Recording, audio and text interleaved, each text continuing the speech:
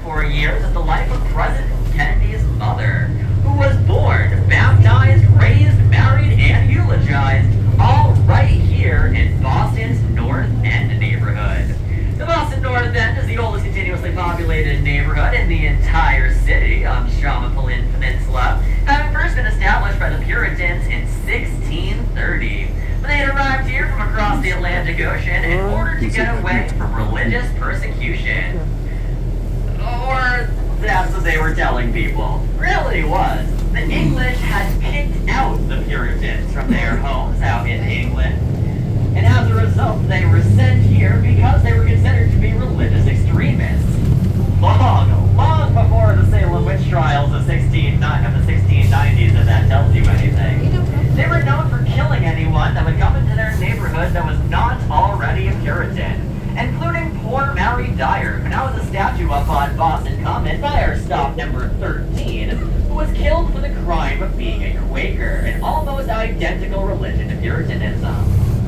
The Puritans were so extreme in their beliefs that they actually went on and banned a lot of holidays, especially ones that we celebrated recently, including none other than Christmas. And the Puritans caught you celebrating that quote-unquote raucous, rabble-rousing, drunken pagan holiday, they would fine you a whopping total of 5 shillings, 4 calling birds, 3 French hens, 2 turtle doves, and because I see a couple of you guys giggling, now you have to pay the fine too. Don't worry too much, adjusted for inflation, that's only about $48 by today's standards.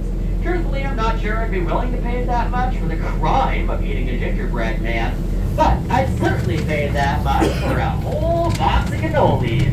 And the North End is definitely the best place to get some, especially right up ahead of us over on Hanover Street, where you'll find Mike's, Modern, and Boba's pastry shops, among others.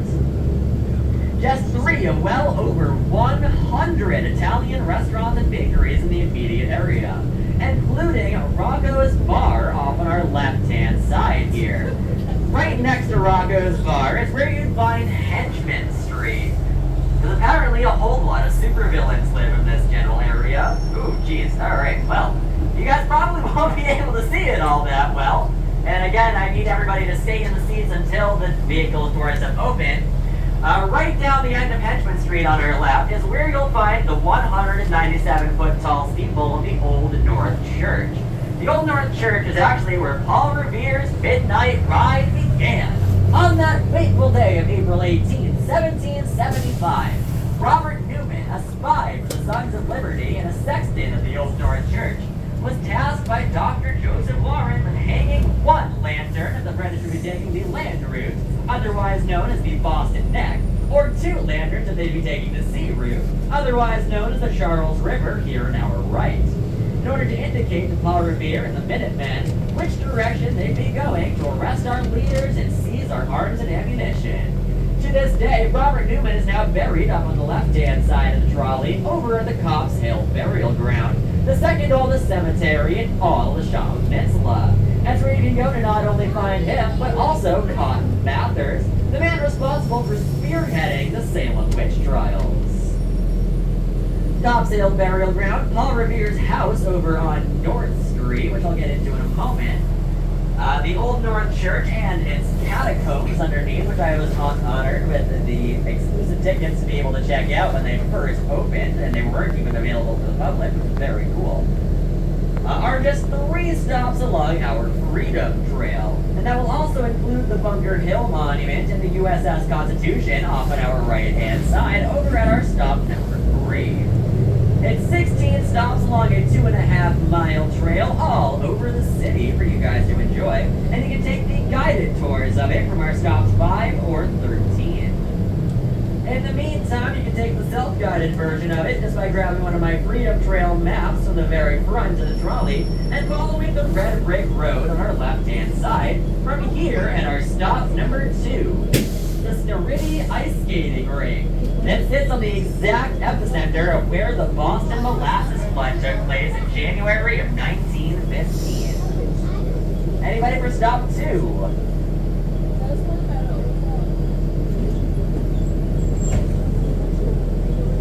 Alright, and let's get our next safety announcements from Hey, Jack here. Do you want the truth?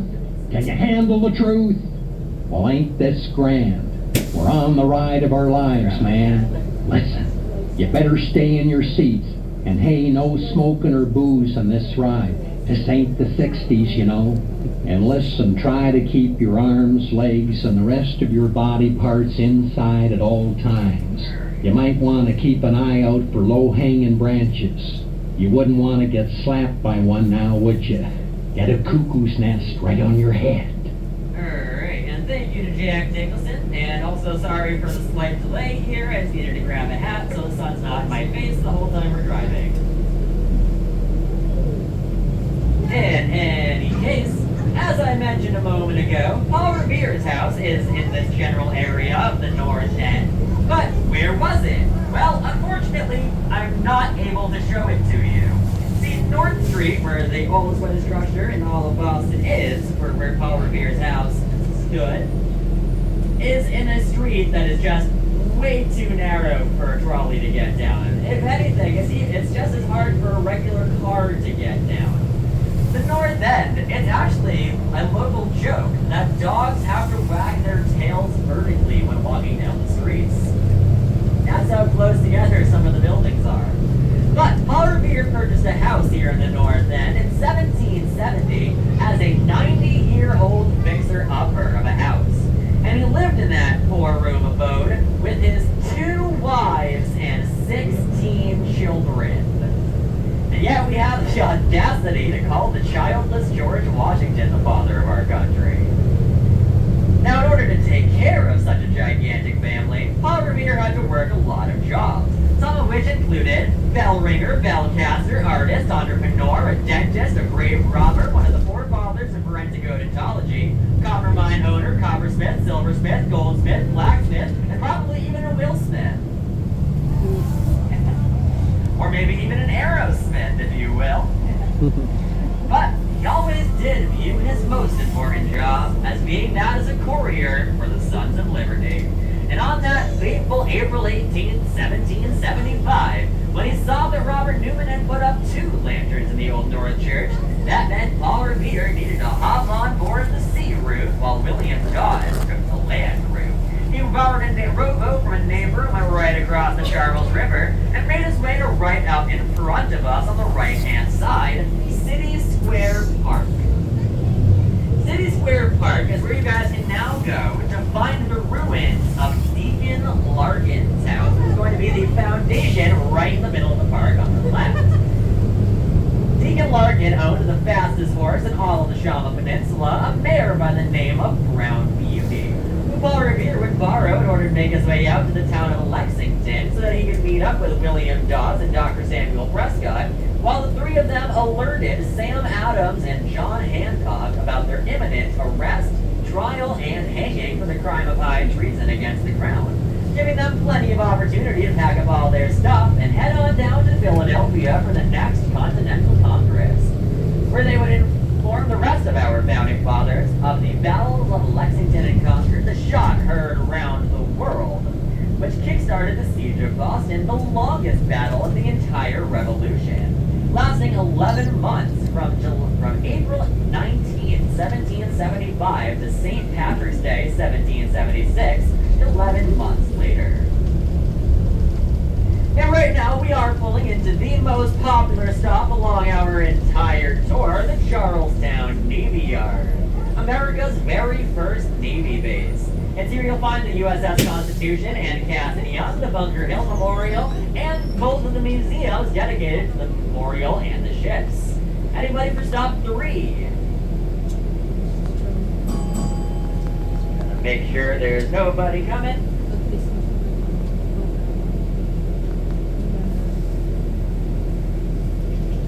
1, 2, 3, 4, 5, 6, 7, 8, 9, 10, 11, 12. Okay. About 15 people then. 36. Alright, cool. Doesn't look like these folks are for us. Alright. As we leave our stop number 3, the Navy, the gigantic battleship that is here is the USS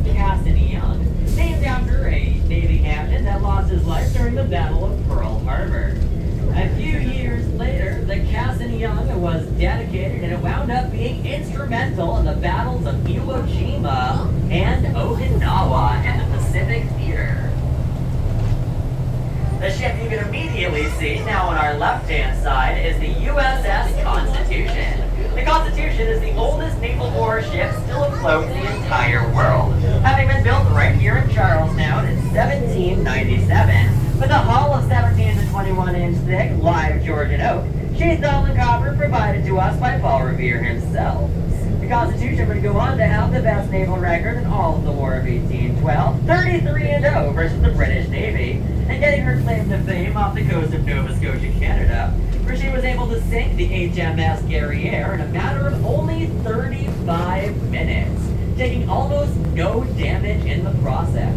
This is a very exciting feat for the crew of the Constitution, who all started to cheer and chant, "Huzzah! Her sides are made of iron!" Giving the Constitution a nickname she still bears today with Old Ironsides. It's worth noting, in all of history, there is only one singular defeat under the USS Constitution's belt, on the TV show Malcolm in the Middle, when it was destroyed by Reese. Now right up in front of the trolley on the right-hand side, we have a tall Egyptian obelisk, standing 221 feet tall, 294 spiral steps to the observation deck at the very top. That, my friends, is a monument to the Battle of Bunker Hill. Now trivia question time. What hill did the Battle of Bunker Hill take place on? Reed's Hill. Very good. Yes, the actual Battle of Bunker Hill took place on Breed's Hill because the British got a little bit confused that day. The colonists had led them to believe they'd be fighting on Bunker, but under the direction of Colonel Richard Ridley, they refortified themselves one hill over for a massive tactical advantage. The monument itself was actually built in 1825 by Marquis de Lafayette, who some of you guys might actually know from the musical Hamilton. He was military and died during the war. But when he gave us the initial funds to build it, it didn't include a lot of the labor costs. So it didn't wind up being completed until 1848, when an article was published in Goody's Wiggins magazine by Abigail Hill, who would go on to write, "Mary Had a Little Lamb." Off on our right-hand side, we've now got the headquarters of the Converse Sneaker Company. Converse started up in Malden, Massachusetts in 1908 as a winter boot manufacturer.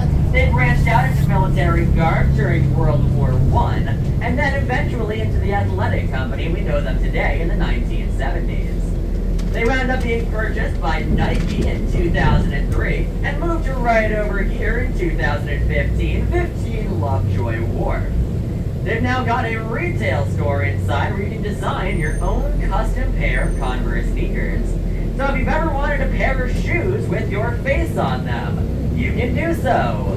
And it's actually a very reasonable price. Right up in front of the trolley on the right-hand side will be our stop number 4. Stop number 4 is going to be from the TD Garden, the home of the Boston Bruins and Boston Celtics. If you guys are interested in checking them out, they've got a sports museum inside that will give you guys a 50% off discount by showing them your Old Town Trolley ticket. We're also a short walk away from the Museum of Science. Anybody for stop 4? Looks like this group might be for us.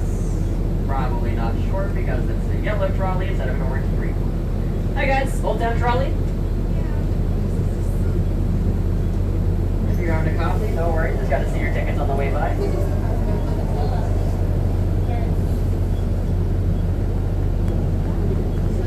You are all set, thank you.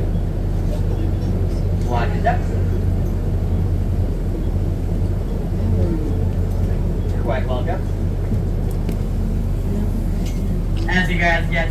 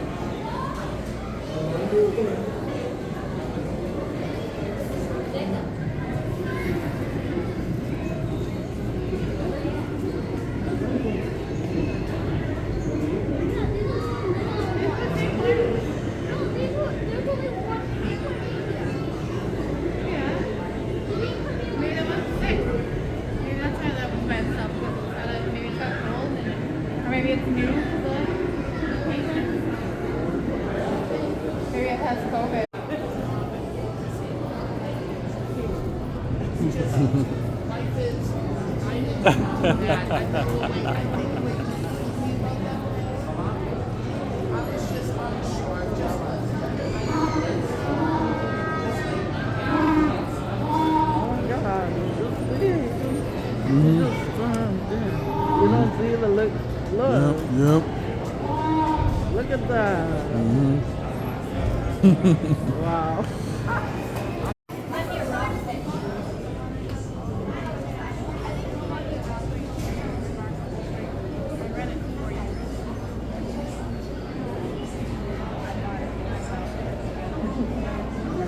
That was cool. Giant sea urchins. Oh my gosh, these giant sea urchins.